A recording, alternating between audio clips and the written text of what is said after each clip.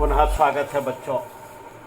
हमारी इस समय की जो अनलॉक पीरियड चल रहा है लॉकडाउन से आगे का, उसमें जो ऑनलाइन क्लासेस हम चला रहे हैं आप लोगों के लिए, जो क्लास 12th वाले बच्चे हैं, स्पेशली मेरे विद्यालय राजकीय इंटर कॉलेज काणो घाटी के बच्चों के लिए मैंने ये पहल की थी और थोड़ा सा इसे मैंने आगे भी YouTube पे अपलोड किया। तो हो सकता है कि कुछ बच्चे जो कि मेरे विद्यालय से इतर हैं वे भी इसे देख रहे होंगे और ये वीडियो किसी न किसी रूप में उनके लिए भी सहायक हो रहे होंगे। बच्चों, मैंने जो DNA इसकी जो खोज आनुवंशिक पदार्थ के रूप में की गई थी, यानी कि पहले यह क्लियर नहीं था कि DNA जो है वह जेनेटिक मटेरियल है या प्रोटीन जो है वह जेनेटिक मटेरियल है। इसके लिए कल मैंने एक वीडियो बनाया था जिसमें ग्रिफिथ का प्रयोग था और ये ग्रिफिथ का प्रयोग जो था वह ट्रांसफॉर्मेशन, वह आधारित था किस प्रिंसिपल पे? ट्रांसफॉर्मेशन।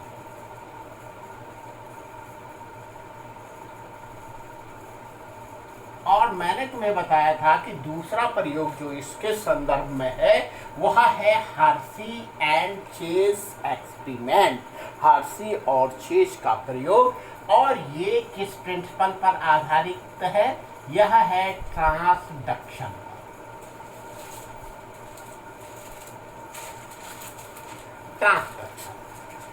देखो, ट्रांसफॉर्मेशन एंड ट्रांसडक्शन, पहले तो हम थोड़ा सा इसे जान लें कि ट्रांसफॉर्मेशन किसे कहेंगे और ट्रांसडक्शन जो है वह किसे कहा जाता है। ट्रांसफॉर्मेशन में मैंने तुमको बताया था कि जो DNA था वह DNA बिना कवर के यानी अनकवर्ड यानी कि नेकेड कहाँ जा रहा था? किसी जीवित सेल के भीतर प्रविष्ट हो रहा था। और ट्रांसडक्शन में क्या होता है कि कोई माइक्रो ऑर्गेनिज्म, या हम ये कहेंगे कि ये जो है किसी जीव के द्वारा जो है वह DNA को कहाँ ले जाया जाता है? किसी जीवित कोशिका के भीतर ले जाया जाता है, तो उसको हम ट्रांसडक्शन कहते हैं। आइए अब आते हैं हर्शी और चेज के प्रयोग पर। तुम लोग जानते हो जो हर्शी और चेज है, क्योंकि पहले जो ग्रिफिथ ने प्रयोग किए थे, इन प्रयोगों के द्वारा हालांकि ये तो सिद्ध हो गया था कि DNA जो है वही क्या है? जेनेटिक मटेरियल है। लेकिन इसके बावजूद भी कुछ वैज्ञानिकों के द्वारा इसको मान्यता नहीं दी गई थी, पूर्ण रूप से मान्यता नहीं दी गई थी। उसके बाद जो है हर्शी और चेज ने जब अपने प्रयोग किए तो यह स्पष्ट हो गया कि DNA ही आनुवंशिक पदार्थ होता है। इन्होंने क्या किया? इन्होंने अपने प्रयोग के लिए, जो प्रयोग जो है उसके लिए लिया ई कोलाई को।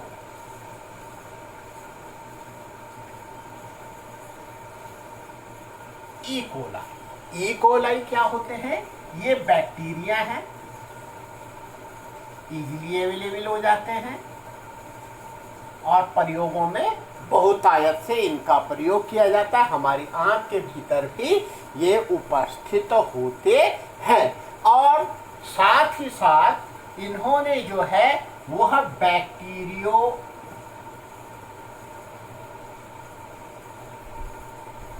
सेल्स, इसको अपने प्रयोग में लिया। बैक्टीरियोफेज क्या है? ये वायरस है।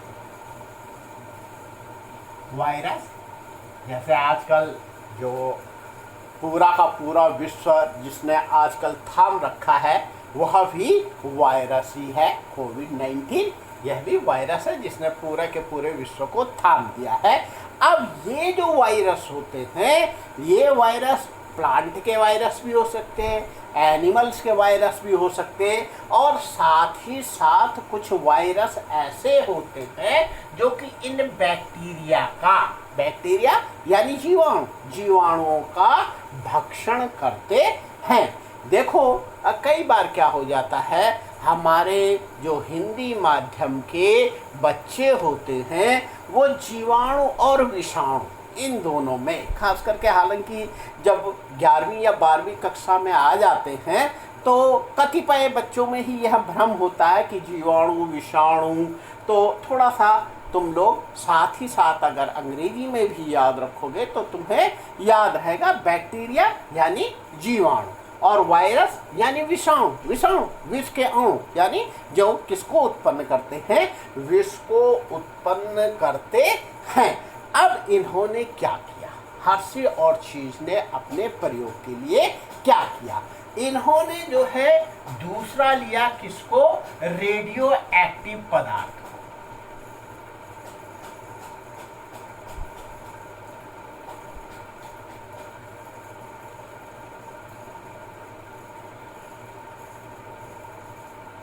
या रेडियो एक्टिव एलिमेंट, मैंने मटेरियल लिख दिया, एलिमेंट एक ही बात है। तो रेडियो एक्टिव जो मटेरियल इन्होंने लिया, वह लिया एक तो सल्फर को, और सल्फर कौन सी, S35 को, और दूसरा उन्होंने लिया फास्फोरस को, P32। अब क्या किया उन्होंने कि इन दोनों का कल्चर बनाया, कल्चर संवर्धन माध्यम, और संवर्धन माध्यम या कल्चर में जो है अलग अलग, ये क्या करा, ये अलग कल्चर में और इसे अलग कल्चर में ऐड कर दिया गया। तत्पश्चात उन्होंने इसमें क्या किया कि जो ये ई कोलाई थे, इस ई कोलाई को, यहाँ जो ई कोलाई है, इनको इसमें संवर्धित किया।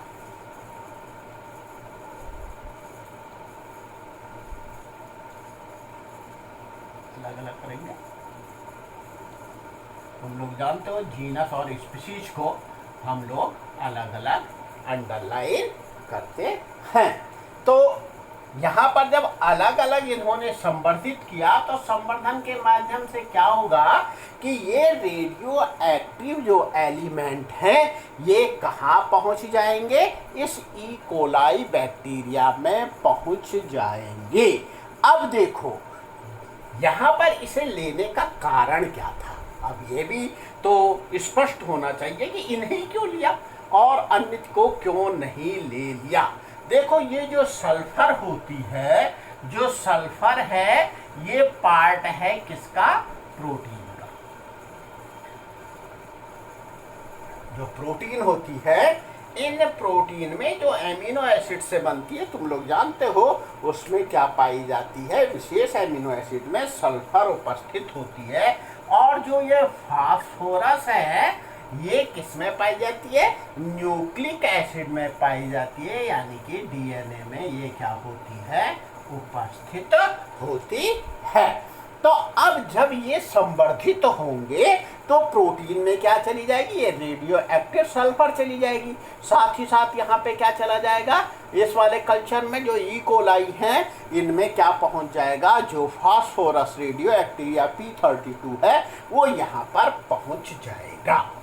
उसके बाद उन्होंने क्या किया कि इसमें जो इंटर करा दिया गया, इसमें उन्होंने इंटर किसको करा दिया, बैक्टीरियोफेज।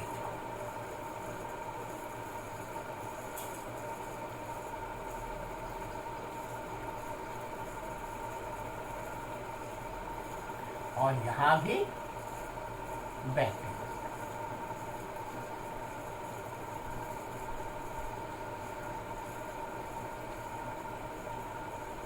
ये पहला माध्यम और ये दूसरा जो है कल्चर।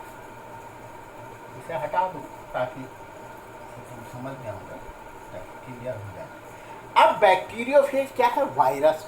और वायरस तुम जानते हो, इसे हम कहते हैं कि ये सजीव और निर्जीवों के मध्य की कड़ी होती है, और जब ये किसी जीवित कोशिका के बाहर होते हैं तो ये निर्जीव की भांति व्यवहार करते हैं, और जब ये सजीव के भीतर पहुंच जाते हैं तो वहां पहुंच करके ये अपना गुणन करते हैं।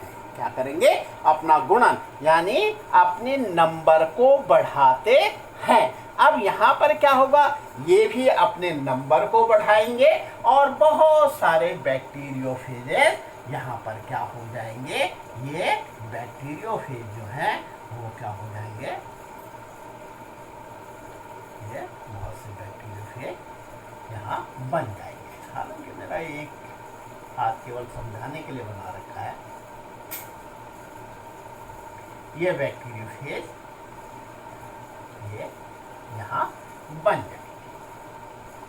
अब चूंकि ये क्या है? रेडियो एक्टिव मीडियम में क्या हो रखे हैं? संवर्धित तो हो रखे हैं। संवर्धित जो बैक्टीरिया थे उनमें ही इन्होंने क्या किया है?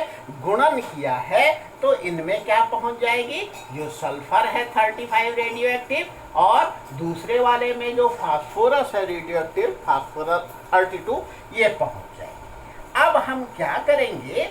उसके बाद पुनः क्या किया जाएगा कि जो ई कोलाई है, इस ई कोलाई के किसको लेंगे? सॉरी,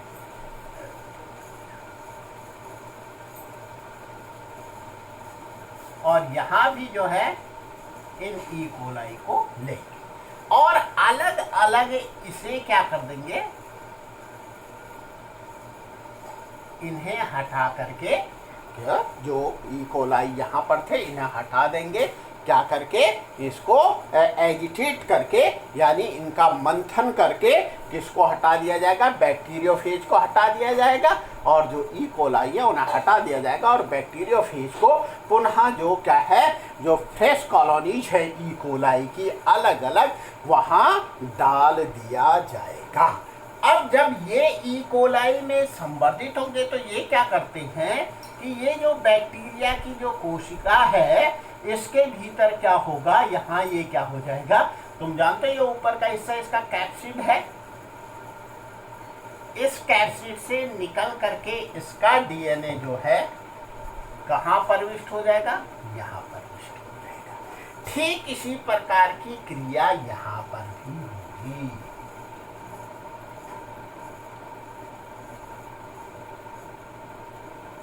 हो जाएगा इसके भीतर प्रविष्ट, यहाँ प्रविष्ट हो करके फिर ये क्या करेंगे? गुणन करेंगे, अपनी संख्या को बढ़ाएंगे, और उसके पश्चात जब इसमें जो है इसका परीक्षण किया गया तो परीक्षण करने पर ये देखा गया, जबकि ये क्या थे? ये जो बैक्टीरियोफेज थे, जो ई कोलाई की जो कॉलोनी जो थी या जो माध्यम था, उस माध्यम में जो क्या हुए थे? अपने आप को जिन्होंने क्या किया था? गुणित किया था।